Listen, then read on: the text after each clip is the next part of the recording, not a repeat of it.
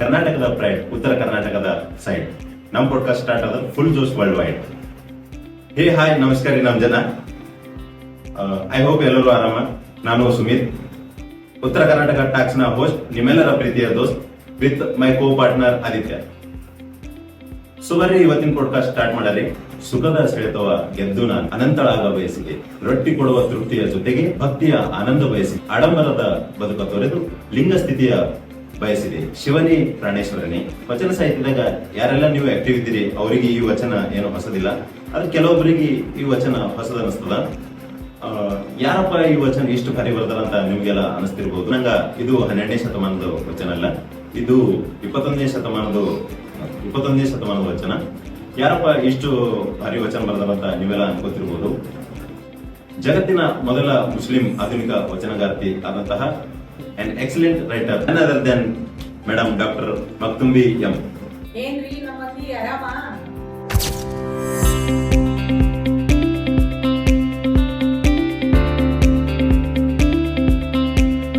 Madam, ಉತ್ತರ Karnataka tax ಚಾನಲ್ಗೆ ನಿಮ್ಗೆ ಹಾರ್ದಿಕ ಸ್ವಾಗತ. ಶರಣು ಶರಣಾರ್ಥಿ. ಮೇಡಮ್, ನಿಮ್ಮ ಬಾಲ್ಯದ ದಿನಗಳು ಹೆಂಗಿದ್ವು ಮೇಡಮ್? ಬಾಲ್ಯದ ದಿನಗಳು ಅಂತಂದ್ರೆ ನಮ್ಮ ಮನೆ ಊರಿಂದ ಹೊರಗಿತ್ತು.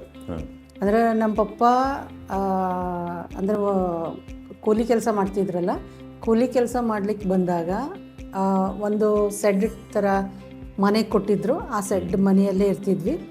ನಾನು ನಮ್ಮಿಬ್ಬರು ತಮ್ಮಂದ್ರು ಇರ್ತಿದ್ವಿ. ಆದರೆ ಆ ಏರಿಯಾದಲ್ಲಿ ಯಾವ ಮನೆಗಳು ಇರ್ತಾ ಇರಲಿಲ್ಲ. ಕೆಲಸ ಮಾಡುವಂಥ ಜನರು ಬಿಟ್ಟರೆ ಬೇರೆ ಯಾರೂ ಇರ್ತಾ ಇರಲಿಲ್ಲ. ಅಂಥ ಸಂದರ್ಭದಲ್ಲಿ ನಮ್ಮ ತಮ್ಮನ ಜೊತೆ ಆಟ ಆಡುವಂಥದ್ದು. ಇಬ್ಬರು ತಮ್ಮಂದರು ಭಾಳ ಕೋಆಪ್ರೇಟಿವ್ ಆಗಿದ್ದರು. ಅವ್ರು ಏನು ಆಟ ಆಡ್ತಿದ್ರು ಆ ಆಟಗಳನ್ನೇ ನಾನು ಆಡ್ತಾಯಿದ್ದೆ. ಈಗ ಲಗೋರಿ ಆಗಿರ್ಬೋದು, ಗಿಲ್ಲಿ ದಾಂಡು ಆಗಿರ್ಬೋದು, ಕಬಡ್ಡಿ ಆಗಿರ್ಬೋದು. ಆಮೇಲೆ ಒಂದು ಸೀಕನ್ನು ಹೊಡೆಯುವಂಥದ್ದು ಇರ್ತದೆ. ಅಲ್ಲ ಒಂದು ಇಷ್ಟು ಸಳೈ ಥರ, ಅಂದರೆ ಸೀಕ್ ಕಬ್ಬಿಣದ ಒಂದು ಇದು ಮಳೆ ಬಂದಾಗ ಕೆಸರಲ್ಲಿ ಹಾಕುವಂಥದ್ದು. ಆ ರೀತಿ ಆಟಗಳನ್ನು ಆಡ್ತಾ ಇದ್ವಿ. ಅಂದರೆ ಆ ಆಟಗಳು ನನಗೆ ಮುಂದೆ ತಾಲೂಕಾ ಮಟ್ಟ, ಜಿಲ್ಲಾ ಮಟ್ಟಕ್ಕೆ ಹೋಗೋದಕ್ಕೂ ಪ್ರೋತ್ಸಾಹ ಆಯಿತು. ಆ ಥರ ಜಿಲ್ಲಾ ಮಟ್ಟದ ತನಕನೂ ನಾನು ಆಟ ಆಡಿದ್ದೀನಿ. ಕಬಡ್ಡಿಯೊಳಗೂ ಆಟ, ಅಂದರೆ ಜಿಲ್ಲಾ ಮಟ್ಟ ತನಕ ಹೋಗಿದ್ದೀವಿ. ಈ ರೀತಿ ಆ ಆಟಗಳು ನನಗೆ ಭಾಳ ಪ್ರೇರಣೆ ಆಯಿತು. ಆ ದಿನಗಳು ಈಗ ಇಲ್ಲ, ಆ ಖುಷಿ ಈಗ ಇಲ್ಲ. ಅದನ್ನು ಭಾಳ ಮಿಸ್ ಮಾಡ್ಕೋತೀನಿ ನಾನು. ಆ ರೀತಿ ಬಾಲ್ಯದ ದಿನಗಳಲ್ಲಿ. ಆಮೇಲೆ ಮಾವಿನಕಾಯಿಯನ್ನು ಕಿತ್ಕೊಂಡು ಬರಲಿಕ್ಕೆ ಗಿಡಗಳಿಗೆ ಹೋಗ್ತಾ ಇದ್ವಿ. ಈಗ ಗಿಡಗಳು ಹತ್ತಕ್ಕೆ ಬರಲ್ಲ, ಅದನ್ನು ನಾವು ಹತ್ತಿ ಮಾವಿನಕಾಯಿಯನ್ನು ಕಿತ್ತಿ ಆ ಹೊಲದವರು ಹೊಡಿಯಕ್ಕೆ ಬಂದಾಗ ಓಡ್ಕೊಂಡು ಹೋಗ್ತಿದ್ವಿ. ಈ ರೀತಿ ಕದೀತಾ ಇರಲಿಲ್ಲ, ತಿನ್ಬೇಕಂತ ಆಸೆ ಇತ್ತು. ಕದಿಯೋಕಂತ ಹೋಗ್ತಿರ್ಲಿಲ್ಲ, ತಿನ್ನೋ ಆಸೆ ಇತ್ತು. ಆ ಮಾವಿನ ಹಣ್ಣಿನ, ಆ ಎಳೆ ಮಾವಿನ ಹಣ್ಣುಗಳನ್ನು ಹಣ್ಣಂತಲ್ಲ, ಎಳೆ ಕಾಯಿಗಳು, ಆ ರುಚಿಗೆ ನಾವು ತಿನ್ನಕ್ಕಂತ ಹೋಗ್ತಿದ್ವಿ. ನನ್ನ ಮೇಲೆ ಹತ್ತಿದ್ರೆ ನಮ್ಮ ತಮ್ಮಂದ್ರ ಕೆಳಗೆಲ್ಲ ಆಯ್ಕೊಂಡು ಬರುವಂಥದ್ದು. ಈ ರೀತಿ ಆ ಖುಷಿಗಳ ದಿನಗಳು ಭಾಳ ಮಿಸ್ ಮಾಡ್ಕೋತೀವಿ. ಈಗ ಆ ದಿನಗಳು ಸಿಗಲ್ಲ. ನಮ್ಮ ಮಕ್ಕಳಿಗೆ ಆ ಆಟಗಳು ಹೇಳಿದ್ರೆ, ಮಮ್ಮಿ ಅವೆಲ್ಲ ಎಲ್ಲೇ ಆಟ ಬೇಕು, ನಮಗೆ ಮೊಬೈಲ್ ಕೊಡಿ ಅನ್ನೋ ಥರದಲ್ಲಿ ಮಾಡ್ತಾರೆ. ಮೊಬೈಲ್ ಗೀಳು ಹೆಚ್ಚಿಗೆ. ಆ ದಿನಗಳು ಭಾಳ ಖುಷಿ ಕೊಡುವಂಥ ದಿನಗಳಿತ್ತು ಅಂತ ನಾವು ಹೇಳ್ಬೋದು. ಮತ್ತು ಶಿಕ್ಷಣ ದಿನಗಳು ಹೆಂಗಿದ್ವು? ಶಿಕ್ಷಣ ದಿನದಲ್ಲಿ ನಾನು ಓದೋದ್ರಕ್ಕಿಂತನೂ ಆಟ ಆಡೋದ್ರ ಕಡೆ ಜಾಸ್ತಿ ಒಲವಿತ್ತು. 5ನೇ ಕ್ಲಾಸ್ನಲ್ಲಿಗೆ ನನಗೆ ಭಾಷಣ, ನಿಬಂಧ, ಈ ರೀತಿಯ ಒಂದು ಕಲ್ಚರಲ್ ಆ್ಯಕ್ಟಿವಿಟಿ ಕಡೆ ನನಗೆ ಭಾಳ ಪ್ರೋತ್ಸಾಹ ಮಾಡ್ತಿದ್ರು ನಮ್ಮ ಗುರುಗಳು. ಅದರಿಂದ ನಾನು ಹೆಚ್ಚಾಗಿ ಈ ಕಲ್ಚರಲ್ ಆ್ಯಕ್ಟಿವಿಟಿಗಳ ಕಡೆನೇ ಜಾಸ್ತಿ ಒಲವು ಬಂತು. ಈ ಕಿತ್ತೂರಾಣಿ ಚೆನ್ನಮ್ಮನ ಕಪ್ಪ ಬೇಕೆ ಕಪ್ಪ ಅನ್ನುವಂಥ ಒಂದು ಏಕಪಾತ್ರ ಅಭಿನಯ ಮಾಡ್ತಾ ಇದ್ವಿ. ನಿಮಗೇಕೆ ಕೊಡಬೇಕು ಕಪ್ಪ? ನೀವೇನು ಅಣ್ಣ ತಮ್ಮಂದಿರೇ, ನೆಂಟರೇ, ಇಷ್ಟರೇ, ದಾಯಾದಿಗಳೇ? ನಿಮಗೇಕೆ ಕೊಡಬೇಕು ಕಪ್ಪ? ಆಮೇಲೆ ಭಾಷಣದಲ್ಲಿ ಇಡೀ ಜಿಲ್ಲೆಗೆ ನಾನು ಮತ್ತು ನನ್ನ ಇನ್ನೊಬ್ಬರು ಫ್ರೆಂಡ್ ಸಂತೋಷಿ ಅಂತ, ಅವಳು ಫಸ್ಟ್ ಬಂದರೆ ಇನ್ನೊಂದ್ಸಲ ನಾನು ಫಸ್ಟ್ ಬರ್ತಿದ್ದೆ. ಅಂದರೆ ಇಬ್ಬರ ಮಧ್ಯೆ ಕಾಂಪಿಟೇಷನ್ ಬೀಳ್ತಾ ಇತ್ತು.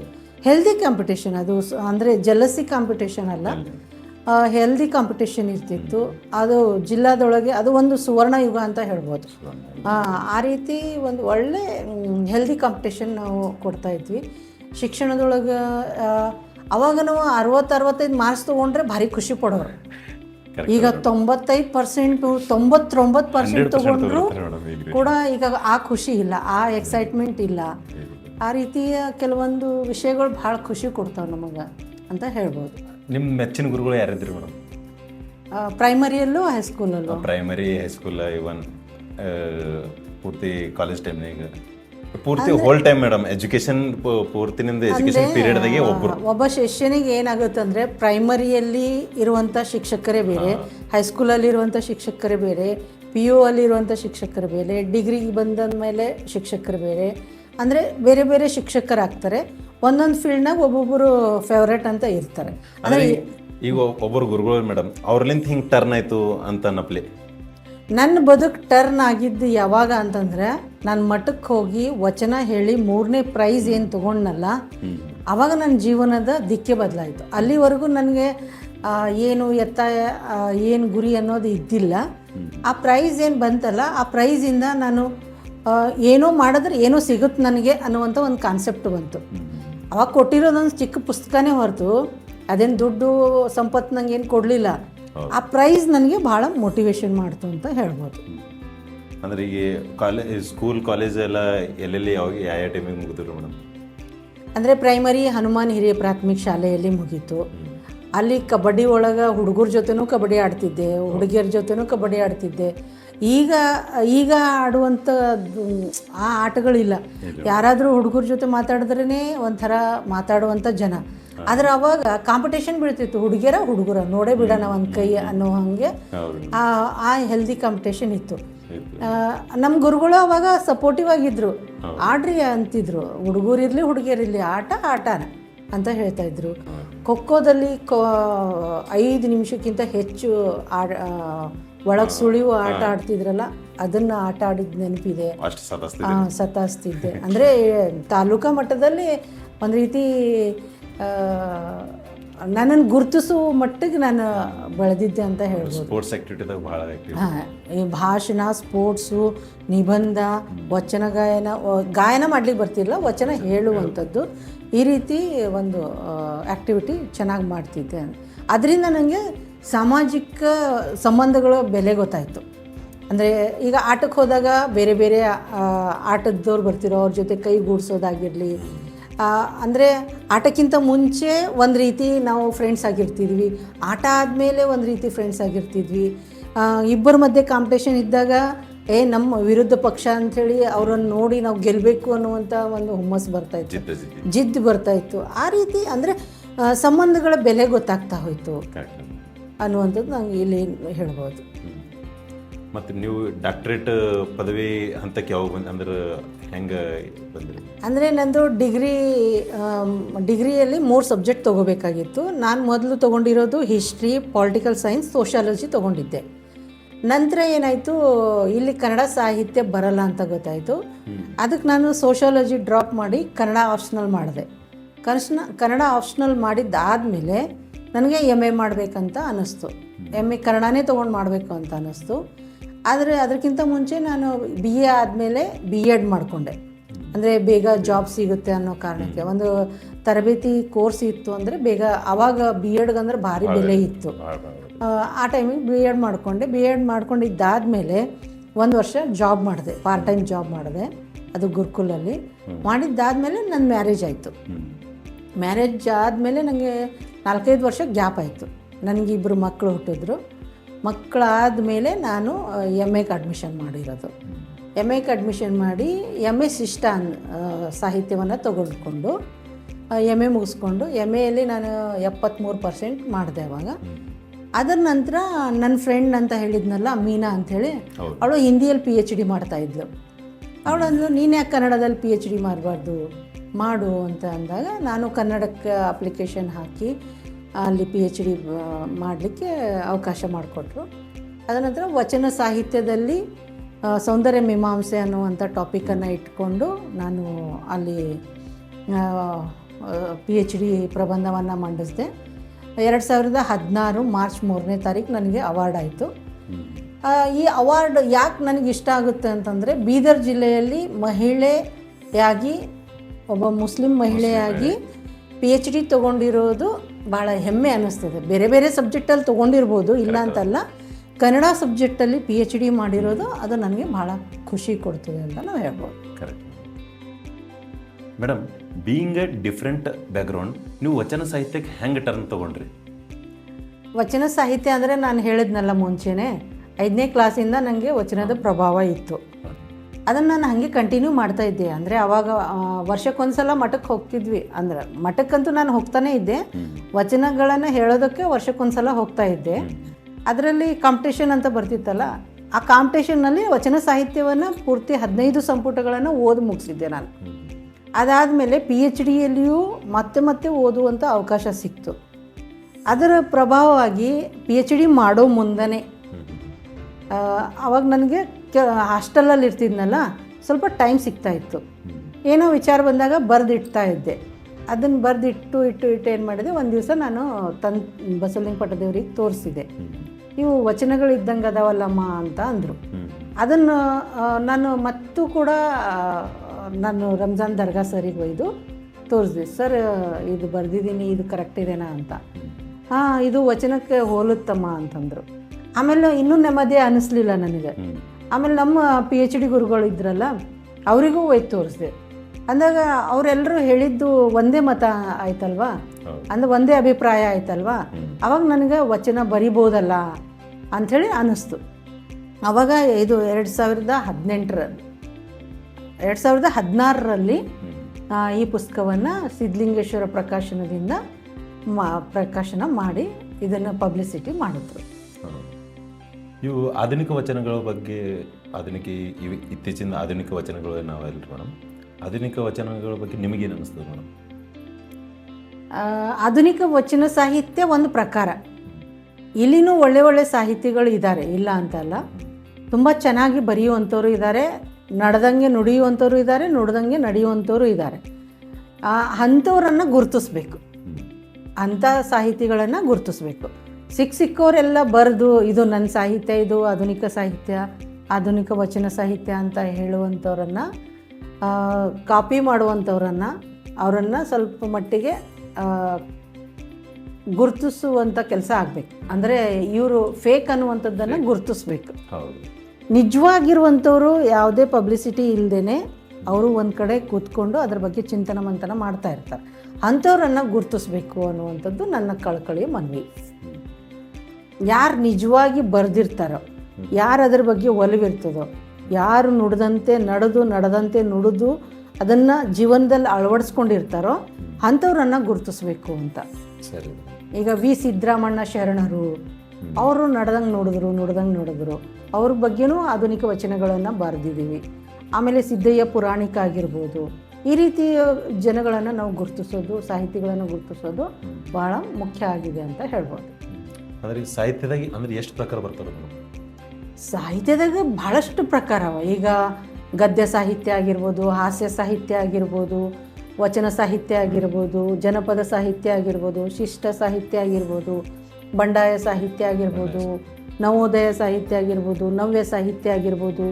ಈ ರೀತಿ ಈಗ ಲಲಿತ ಪ್ರಬಂಧ ಸಾಹಿತ್ಯ ಆಗಿರ್ಬೋದು, ಸಣ್ಣ ಕಥೆ ಆಗಿರ್ಬೋದು. ಈ ರೀತಿ ಬಹಳಷ್ಟು ಪ್ರಕಾರದ ಸಾಹಿತ್ಯ ಅದ. ಅದನ್ನು ನನಗೆ ಭಾಳ ಇಷ್ಟ ಆಗಿರುವಂಥ ಸಾಹಿತ್ಯ ಅಂದರೆ 12ನೇ ಶತಮಾನದ ಶರಣರು ಬರೆದಿರುವಂಥ ವಚನ ಸಾಹಿತ್ಯ. ಅದನ್ನು ಆಧಾರವಾಗಿ ಇಟ್ಕೊಂಡೇ ನಾನು ಮುಂದೆ ಆಧುನಿಕ ವಚನ ಸಾಹಿತ್ಯದ ಕಡೆ ಒಲವು ಮುಖ ಮಾಡಿದೆ ಅಂತ ಹೇಳ್ಬೋದು. ಆಮೇಲೆ 12ನೇ ಶತಮಾನದ ಸಾಹಿತ್ಯವನ್ನು ನಾನು ಬಹಳ ಪ್ರೀತಿಸ್ತೀನಿ. ಯಾಕೆ ಅಂತಂದರೆ ಅಲ್ಲಿ ಮೌಲ್ಯಗಳವ. ಅಲ್ಲಿರುವಂಥ ಜನಗಳನ್ನು ನಾನು ಪ್ರೀತಿಸ್ತೀನಿ ಅಂತಲ್ಲ, ಅಲ್ಲಿರುವಂಥ ಮೌಲ್ಯಗಳನ್ನು ನಾನು ಭಾಳ ಪ್ರೀತಿಸ್ತೀನಿ ಅಂತ ನಾವು ಹೇಳ್ಬೋದು. ಅದಕ್ಕೆ ಬಿಟ್ಟು ನಾನು ಪ್ರಬಂಧಗಳನ್ನು ಬರೆದಿದ್ದೀನಿ, ಅಂದರೆ ಕವಿತೆಗಳನ್ನು ಬರೆದಿದ್ದೀನಿ, ಲೇಖನಗಳನ್ನು ಬರೆದಿದ್ದೀನಿ. ಅಂದರೆ ಬೇರೆ ಸಾಹಿತ್ಯಕ್ಕೆ ಇಂಪಾರ್ಟೆನ್ಸ್ ಕೊಡಲ್ಲ ಅಂತಲ್ಲ, ನನಗೆ ಭಾಳ ಅಚ್ಚುಮೆಚ್ಚು ಆಗಿರುವಂತಹ ಸಾಹಿತ್ಯ ಅಂತ ನಾನು ಹೇಳ್ಬೋದು. ನೀವು ಕೆಲವೊಂದು ಪ್ರಶಸ್ತಿ ಬಂದವು ಮೇಡಮ್, ಯಾವ್ಯಾವ ಪ್ರಶಸ್ತಿ ಅಂತ ಹೇಳಿ? ಬಹಳಷ್ಟು ಪ್ರಶಸ್ತಿಗಳು ಬಂದವ. ಆದರೆ ನನಗೆ ಖುಷಿ ಕೊಟ್ಟಿರುವಂಥ ಪ್ರಶಸ್ತಿ ಅಂತಂದ್ರೆ ರಮಣಶ್ರೀ ಪ್ರಶಸ್ತಿ ಅಂತ ಬೆಂಗಳೂರಿನವ್ರು ಕೊಟ್ಟಿರುವಂಥದ್ದು. ಅದು ಅವ್ರು ನನಗೆ ಕ್ಯಾಶ್ ಪ್ರೈಜು ಕೊಟ್ಟರು. 10,000 ರೂಪಾಯಿ ನಗದು ಬಹುಮಾನದ ಜೊತೆಗೆ ಭಾರಿ ಅದ್ಧೂರಿಯಾಗಿರುವಂಥ ಒಂದು ಸನ್ಮಾನ, ಒಂದು ದೊಡ್ಡ ವೇದಿಕೆ ಕೊಟ್ಟಿರುವಂಥದ್ದು. ಅದೆಲ್ಲ ನಾನು ಯಾರು ಅಂತಲೇ ಅವ್ರಿಗೆ ಗೊತ್ತಿರಲಿಲ್ಲ. ಆದರೂ ಕೂಡ ಅವ್ರು ನನ್ನನ್ನು ಗುರುತಿಸಿ ಅಲ್ಲಿ ಕರೆಸಿ ನನ್ನನ್ನು ಗೌರವ ಕೊಟ್ಟರಲ್ವ, ಅದು ನನಗೆ ಭಾಳ ಇಷ್ಟ ಆಗಿರುವಂಥದ್ದು. ಅದನ್ನು ಬಿಟ್ಟರೆ ನನಗೆ ಜಿಲ್ಲಾ ರಾಜ್ಯೋತ್ಸವ ಪ್ರಶಸ್ತಿ ಬಂತು. ಅದು ಭಾಳ ಖುಷಿ ಕೊಟ್ಟಿರುವಂಥದ್ದು. ಅಂದರೆ ಒಂದು ಜಿಲ್ಲೆಯಲ್ಲಿ ಸರ್ಕಾರದವ್ರು ಗುರುತಿಸಿದಾರಲ್ಲ, ಅದು ನನಗೆ ಭಾಳ ಖುಷಿ ಕೊಟ್ಟಿರುವಂಥದ್ದು. ಇನ್ನು ಬೇರೆ ಬೇರೆ ಸಂಘ ಸಂಸ್ಥೆಗಳು ಅವೆಲ್ಲ ಸನ್ಮಾನ, ಗೌರವ, ಪ್ರಶಸ್ತಿ ಇವೆಲ್ಲ ಕೊಟ್ಟಿದ್ದಾವೆ. ಅವರು ಕೊಟ್ಟಿರೋದು ನನಗೆ ಖುಷಿನೇ. ಅದು ನನಗೆ ಅತಿ ಹೆಚ್ಚು ಖುಷಿ ಕೊಟ್ಟಿರುವಂಥದ್ದು ಈ ಪ್ರಶಸ್ತಿಗಳಂತ ಹೇಳ್ಬೋದು. ಈ ಕಡೆಯಿಂದ ಅಂದ್ರೆ ಈಗ ನಮ್ದು ಹಿಂದುಳಿದ ಭಾಗ, ಈ ಕಡೆ ನಮ್ಮ ಬೀದರ್ ಈ ಕಡೆ ಏನು ಹಿಂದುಳಿದ ಭಾಗ ಇರ್ತಿಲ್ಲ ಮೇಡಮ್, ಈ ಕಡೆಂದು ಬೆಂಗಳೂರು ಸೈಡೆಲ್ಲ ಹೋಗಿ ನೀವೆಲ್ಲ ಪ್ರಶಸ್ತಿ ಪಡೆದಿರಿ ಮೇಡಮ್. ಅದು ಹೆಂಗೆ ಫೀಲ್ ಆಗ್ತದೆ ಮೇಡಮ್ ನೀವು? ಯಾರು ಖುಷಿ ಅಂದರೆ ಒಂದು ಬ್ಯಾಕ್ವರ್ಡ್ ಏರಿಯಾ ಅಂಥೇಳಿ ಹಣೆಪಟ್ಟಿ ಕಟ್ಟಿರುವಂತಹ ಬೀದರ್ ಜಿಲ್ಲೆಯಿಂದ ನಾವು ಬೆಂಗಳೂರಿಗೆ ಹೋದಾಗ ಅಲ್ಲಿರುವಂಥ ಜನರ ಒಂದು ಚಟುವಟಿಕೆಯನ್ನು ನೋಡಿದಾಗ ನಾವು ಇನ್ನೂ ಹಿಂದೆ ಉಳಿದಿದ್ದೇವೇನೋ ಅಂತ ಅನ್ನಿಸ್ತದೆ. ಯಾಕಂತಂದರೆ ಅವರು ಒಂದು ಸಂಸ್ಕಾರಯುತವಾಗಿ ಬೆಳೆದಿರ್ತಾರೆ. ಒಂದು ಅವರು ಯಾವ ರೀತಿ ಮಾತಾಡಬೇಕು ಅನ್ನುವಂಥದ್ದು ಅವ್ರಿಗೆ ಗೊತ್ತಿರ್ತದೆ. ಆಮೇಲೆ ಸಂಬಂಧಗಳನ್ನು ಯಾವ ರೀತಿ ನಿಭಾಯಿಸಬೇಕು ಅನ್ನೋದು ಗೊತ್ತಿರ್ತದೆ. ನಮ್ಮ ಜನಗಳಿಗೆ ಅವೆಲ್ಲ ಗೊತ್ತಿದ್ದರೂ ಕೂಡ ನಾವು ಮುಗ್ಧ ಜನರು, ನಾವು ವ್ಯವಹಾರವನ್ನು ನೋಡೋದಿಲ್ಲ, ಆತ್ಮೀಯತೆಯಿಂದ ಹೋಗ್ತೀವಿ, ಅದು ಅಲ್ಲಿ ವರ್ಕೌಟ್ ಆಗೋದಿಲ್ಲ. ಅದು ಬಹಳ ಕಷ್ಟ ಅನ್ನಿಸ್ತದೆ ಅಂತ ಹೇಳ್ಬೋದು. ನಿಮ್ಮದು ಪೂರ್ತಿ ಜೀವನಮಾನದಾಗ ಮೇಡಮ್ ನಿಮ್ಮ ಮೆಚ್ಚಿನ ದಿನಗಳು ಯಾವ ರೀ? ನಿಮಗೆ ನನ್ನ ಬಾಲ್ಯ ದಿನಗಳು ಭಾಳ ಮೆಚ್ಚಿನ ದಿನಗಳು. ಆ ಖುಷಿಯನ್ನು ಮತ್ತೆ ಮತ್ತೆ ಅನುಭವಿಸ್ಬೇಕು ಅಂತ ಅನಿಸ್ತದೆ. ಈಗೂ ಕೂಡ ನಂಗೆ ಎಲ್ಲರ ಅವಕಾಶ ಸಿಕ್ಕರೆ ನಾ ಅಂತ ಆಟಗಳನ್ನು ಆಡಲಿಕ್ಕೆ ಇಷ್ಟಪಡ್ತೀನಿ. ಅಂದರೆ ಸಣ್ಣ ವಯಸ್ಸೇ ಅಂತಲ್ಲ, ನಾನು ಈ ವಯಸ್ಸಿನಲ್ಲೂ ಕೂಡ ಅಂಥ ಅವಕಾಶಗಳು ಸಿಕ್ಕರೆ ನಾನು ಮತ್ತೆ ಅದನ್ನು ಸದುಪಯೋಗ ಪಡಿಸ್ಕೋತೀನಿ ಅಂತ ಹೇಳ್ಬೋದು. ಅಂದರೆ ಈ ಮೆಚ್ಚಿನ ದಿನಗಳಾದಾಗ ಮೇಡಮ್ ನೀವು ಎಲ್ಲೋ ಕಷ್ಟ ದಿನಗಳು ಭೀ ನೋಡಿರ್ಬೋದಲ್ಲ? ಕಷ್ಟದ ದಿನಗಳು ನೋಡಿದ್ದೀವಿ. ಕೆಲವೊಂದು ಸಲ ಊಟ ಸಿಕ್ಕಿಲ್ಲ, ಕೆಲವೊಂದು ಸಲ ಬಟ್ಟೆ ಸಿಕ್ಕಿಲ್ಲ, ಕೆಲವೊಂದು ಸಲ ಕಣ್ಣೀರು ಒರೆಸೋರು ಯಾರೂ ಇರಲಿಲ್ಲ. ಅಂಥ ದಿನಗಳನ್ನು ನೋಡಿದ್ದೀವಿ. ಅಂಥ ಎಲ್ಲ ಕಷ್ಟಗಳಲ್ಲಿಯೂ ನನ್ನ ತಂದೆ ತಾಯಿ, ನಮ್ಮ ಕುಟುಂಬದವರೆಲ್ಲರೂ ನನಗೆ ಸಪೋರ್ಟ್ ಮಾಡಿ ನೀನು ಏನಾದರೂ ಸಾಧಿಸಬೇಕು ಅಂತ ಬೆನ್ನು ತಟ್ಟಿದಾರಲ್ಲ, ನಾನು ಅವ್ರಿಗೆ ಕೃತಜ್ಞತೆ ಹೇಳಿ. ಎಲ್ಲೂ ಬಿಟ್ಕೊಟ್ಟಿಲ್ಲ ಅವರು. ಭಾಳ ಒಳ್ಳೆ ಖುಷಿ ವಿಷಯ. ನೀವು ಮಹಿಳೆಯರಿಗೆ ಏನು ಸಂದೇಶ ಕೊಡ್ಬೇಕಂತೀರಿ ಮೇಡಮ್? ಮಹಿಳೆಯರಿಗೆ ನಾನು ಒಂದೇ ಒಂದು ಸಂದೇಶ ಕೊಡಬೇಕು ಅಂತ ಬಯಸ್ತೀನಿ. ಅದು ಏನು ಅಂತಂದ್ರೆ, ಸಿಕ್ಕವ್ರ ಮಾತೆಲ್ಲ ಕೇಳಬೇಡಿ. ನಿಮ್ಮ ತಂದೆ ತಾಯಿ, ನಿಮ್ಮ ಕುಟುಂಬದವ್ರು ಏನು ಹೇಳ್ತಾರೋ ಅದನ್ನು ಫಾಲೋ ಮಾಡಿ. ಯಾಕಂತಂದರೆ ತಂದೆ ತಾಯಿ, ಬಂಧು ಬಳಗ, ಅಣ್ಣ ತಮ್ಮ ಇವರೆಲ್ಲ ನಮಗೆ ಒಳ್ಳೆ ಮಾರ್ಗಕ್ಕೆ ಕರ್ಕೊಂಡು ಹೋಗ್ತಾರೆ. ಎಲ್ಲೋ ನಮ್ಮ ಯಶಸ್ಸು ಕಂಡು ಅವರು ಖುಷಿ ಪಡ್ತಾರೆ. ಅವ್ರ ಮಾತು ಕೇಳ್ರಿ. ಜನರ ಚುಚ್ಚು ಮಾತುಗಳು, ನಿಂದೆಗಳು, ಅವಮಾನಗಳು ಇವನ್ನೆಲ್ಲ ಕಿವಿಗೆ ಹಾಕ್ಕೊಳ್ಳಾರ್ದೇ ಮುಂದುವರಿಯೋದನ್ನು ಮಾರ್ಗ ಮಾಡ್ಕೊಳ್ರಿ ಅಂತ ಹೇಳ್ತೀನಿ. ಈಗ ಕೆಲವೊಂದಿಷ್ಟು ಹೆಣ್ಮಕ್ಳು ಹೆಂಗಿರ್ತಾರೆ ಮೇಡಮ್, ಈಗ ತಮ್ಮ ಸಮಾಜದ ಸರಹದ್ದುಗಳು ಇರ್ತವೆ ಮೇಡಮ್. ಈಗ ಅದಕ್ಕೆ ಬಿಟ್ಟು ಹೊರಗೆ ಬರಲಾರ್ದಕ್ಕೆ ಅವ್ರದ್ದು ಏನೋ ಒಂದು ಮಾಡ್ಬೇಕಂತ ಇರ್ತಾರೆ. ಅದು ಅವರು ಅಲ್ಲೇ ಉಳಿದು ಬಿಡ್ತಾರೆ. ಅವ್ರಿಗೆ ಹೆಂಗೆ ಮುಂದುವರಿಬೇಕು? ಈಗ ನಮ್ಗೆ ಬಾಬಾ ಸಾಹೇಬ್ ಅಂಬೇಡ್ಕರ್ ಅವರು 1950ರಾಗ ನಮ್ಗೊಂದು ಸಂವಿಧಾನ ಕೊಟ್ಟಾರ. ಆ ಸಂವಿಧಾನದೊಳಗೆ ಬರ್ದಾರ ಮಹಿಳೆಯರಿಗೆ ಸಮಾನ ಹಕ್ಕು ಅದ ಅಂಥೇಳಿ. ಆ ಸಮಾನ ಹಕ್ಕನ್ನು ನಾವು ಯಾಕೆ ತಗೋಬಾರ್ದು? ನಮಗೆ ಯಾರೂ ಕೊಡಲ್ಲ, ನಾವಾಗೆ ಯಾಕೆ ತಗೋಬಾರ್ದು? ಅದನ್ನು ನಾವು ಭಾರತ ದೇಶದಾಗ ಇದ್ದಿದ ಮೇಲೆ ನಾವು ಭಾರತದ ಸಂವಿಧಾನವನ್ನು ಗೌರವಿಸ್ಬೇಕಲ್ವಾ? ಆ ಗೌರವವನ್ನು ನಾವು ಮುಂದುವರ್ಸ್ಕೊಂಡು ಹೋಗೋಣ. ನಮಗೆ ಎಷ್ಟು ಸಾಧ್ಯದನೋ ಅಷ್ಟು ನಮ್ಮಿಂದ ಏನು ಸಾಧ್ಯ ಅದ ಅದು ಸಮಾಜಕ್ಕೆ ಮಾಡಲಿಕ್ಕೆ ಪ್ರಯತ್ನ ಪಡೋದ್ರಲ್ಲಿ ತಪ್ಪೇನಿಲ್ಲ ಅಲ್ವಾ?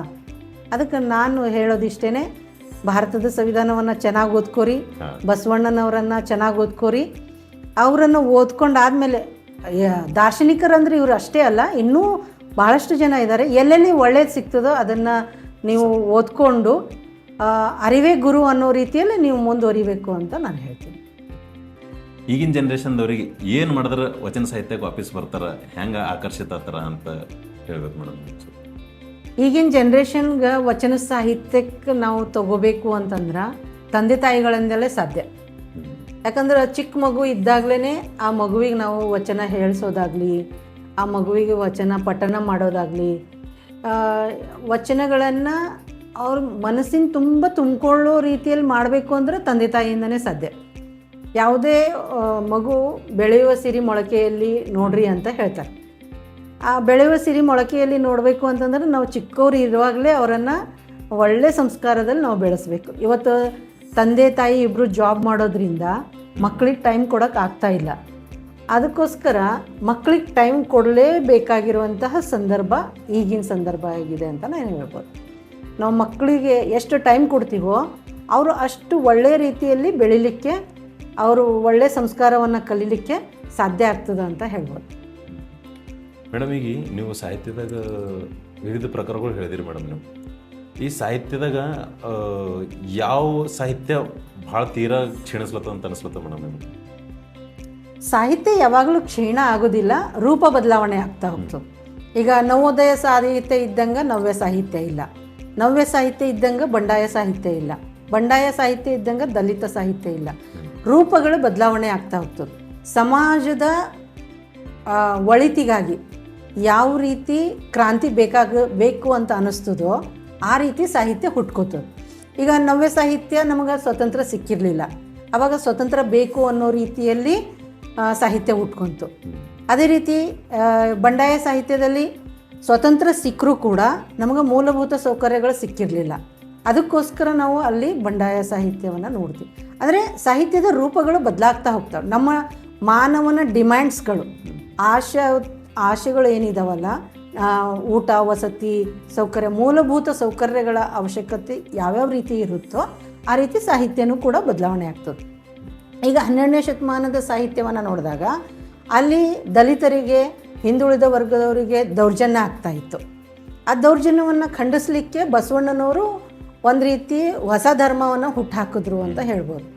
ಅದು ಹೆಂಗೆ ಅಂತಂದರೆ, ಡೋಹಾರನ ಮನೆಗೂ ಹೋಗ್ತಾರೆ, ಕಕ್ಕಯ್ಯನ ಮನೆಗೂ ಹೋಗ್ತಾರೆ. ಅಂದರೆ ಇವರೆಲ್ಲ ನನ್ನ ಅಣ್ಣ ತಮ್ಮಂದರು, ಬಂಧು ಬಳಗ ಅಂತ ಹೇಳ್ತಾರೆ. ಅಂದರೆ ಕೆಳವರ್ಗದವರಿಗೆ ಅಪ್ಪಿಕೊಂಡಂಥವರು ಬಸವಣ್ಣವರು. ಈಗ ಅಂಬೇಡ್ಕರ್ ಅವರು ಕೂಡ ಅದನ್ನೇ ಮಾಡಿದ್ರು.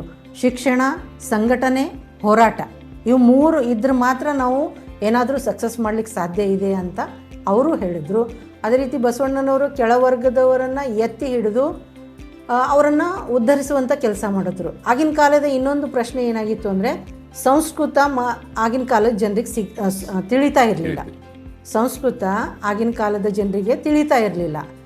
ಅದಕ್ಕೆ ಸಂಸ್ಕೃತದ ಎಲ್ಲ ಮೂಲ ಅಂಶಗಳನ್ನು ಕನ್ನಡದಲ್ಲಿ ಸರಳವಾಗಿ ಹೇಳುವಂಥ ಪ್ರಯತ್ನವನ್ನು ಮಾಡಿದ್ರು. ಅದೇ ವಚನ ಸಾಹಿತ್ಯ ಆಗಿ, ಅಚ್ಚ ಕನ್ನಡದ ಸಾಹಿತ್ಯ ಆಗಿ ಹುಟ್ಟು ಬಂತು ಅಂತ ನಾವು ಹೇಳ್ಬೋದು.